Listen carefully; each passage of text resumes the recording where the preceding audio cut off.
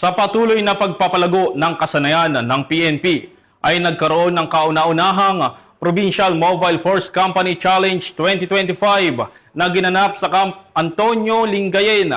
Police Master Sergeant Marvin Jake Romero, ibalita mo.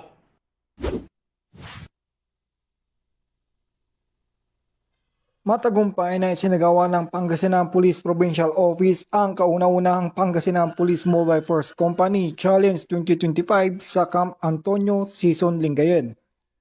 Layunin na aktibidad na subukin ang lakas, kasanayan at pagkakaisa ng mga unit ng pulisya sa pamamagitan ng obstacle course, battering ram, mobile pushing, team run, land navigation at endurance firing sa close quarter battle seating.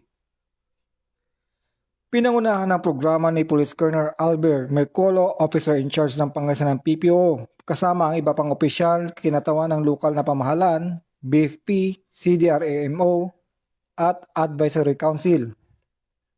Tinapos ang 2 araw na paligsahan sa pamamagitan ng recognition program kung saan pinarangalan ang mga natatanging kupunan at individual. Nagpaabot ng pasasalamat ang Pangasinan PPO sa lahat ng lumahok at tumulong upang maisakatuparan ang nasabing aktibidad na nagpatibay sa diwa ng serbisyo, disiplina at bayanihan.